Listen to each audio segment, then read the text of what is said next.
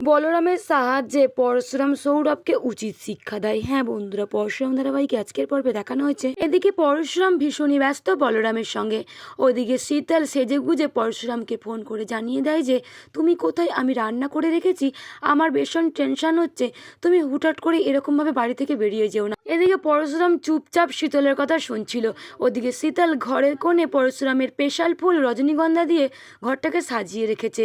পরনে ছিল লাল শাড়ি, গলায় ছিল চিকন মালা। এদিকে পরশুরাম শীতলকে জানিয়ে দেয় যে তুমি আমাকে একটা কথা বলো, তুমি কি করে জানলে আমাকে জলে ফেলা হয়েছিল। এদিকে শীতল ভীষণই রেগে যায় আর চিৎকার করে বলতে থাকে তুমি আমাকে শিকনি বলে ডাকবে, শিকি তো আমি শুধু তোমার। শীতল পরশুরামকে জানিয়ে দেয় যে তুমি তোমার অতীতটা ভুলে যাও। হ্যাঁ, ওইখানেতেই শীতল উপস্থিত ছিল, না হলে শীতল কি করে জানতো পরশুরামকে শ্যুট করে জলে ফেলা হবে বলে। পরশুরামকে চিৎকার করে শীতল জানিয়ে দেয় যে টটিনিকে ভুলে যাবার কথা। টটিনি একজন বড় র্যাকেটের সঙ্গে যুক্ত, ও জিৎ মুখার্জির সঙ্গে যুক্ত, কর্ণ চ্যাটার্জির সঙ্গেও যুক্ত।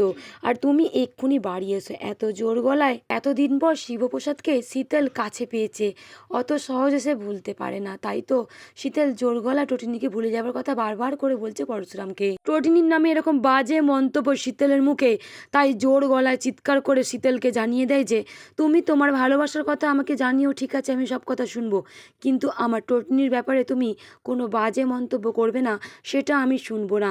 ওদিকে ফোনের ওই পার থেকে চুপচাপ শীতল পরশুরামের কথাগুলো শুনছিল। পরশুরাম তাকে ভীষণই ভালোবাসে আর সেও একে পরশুরাম তাকে নিজের জীবনের থেকে টটিনিকে ভালোবাসে। সেই জন্য শীতল আজকে ভীষণই রেগে যায় আর চিৎকার করে বলতে থাকে আমি তোমাকে বাঁচিয়েছি, এই শীতল তোমাকে বাঁচিয়েছে, ওই টটিনি তোমাকে খুন করতে চেয়েছিল, নিজের জীবন থেকে সরিয়ে দিতে চেয়েছিল, তুমি একদিন ওই টটিনিকে ঘেন্না করবে, ঘেন্না। এদিকে বলরাম সৌরভের কথা মতো অমূল্য রতন মানে হচ্ছে সৌরভের পিস্তলটা খুঁজতে বেরিয়ে পড়ে। পরশুরামের মনের মধ্যে কিছু একটা চলছে, সেটা বলরাম বুঝতে পেরে যায়।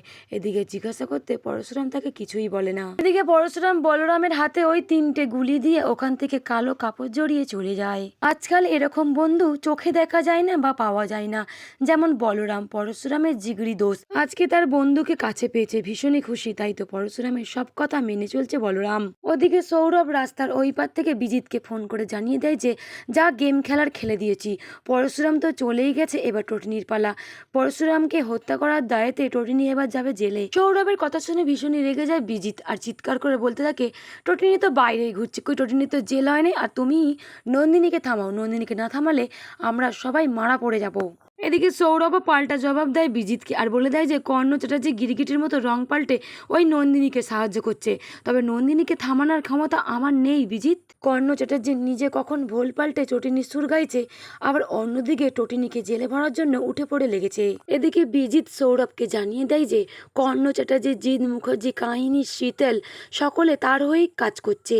ঠিক তখনই ওখানে আসে আয়ুষী, এসে হাত থেকে ফোনটা ছিনিয়ে নিয়ে বলতে থাকে তুমি আর কত নিচে নামবে, এত নিচে নেমে গেছো যে। আয়ুষীকে ঘরের মধ্যে এভাবে আটকে রেখেছে বিজিতকে বারবার করে চিৎকার করে জিজ্ঞাসা করতে থাকে আয়ুষী। বিজিত আয়ুষীকে দূরে কোথাও নিয়ে গিয়ে মেরে ফেলার ফোন দিয়ে আসছে, সে কথা জানতে পেরেছে আয়ুষী, কিন্তু কাকপক্ষেও টের পায় না। মুখার্জি বাড়ির লোক বিজিতকে ঘাড় ধাক্কা দিয়ে মুখার্জি বাড়ি থেকে বার করে দিয়েছিল পরশুরামের কথাতে, তাই তো আজকে পরশুরামকে শ্যুট করেছে সৌরভকে দিয়ে। এইদিকে আয়ুষীকে নিপাত্তা করে দেবে বিজিত। এদিকে বিজিত চিৎকার করে আয়ুষের সামনে বলতে থাকে ওই পরশুরাম বড্ড উঠে পড়ে লেগেছিল, ভালো মানুষদের কাজ করছিল, আমার পেছনে লেগেছিল, তাই আমি তাকে এই পৃথিবী থেকে সরিয়ে দিয়েছি।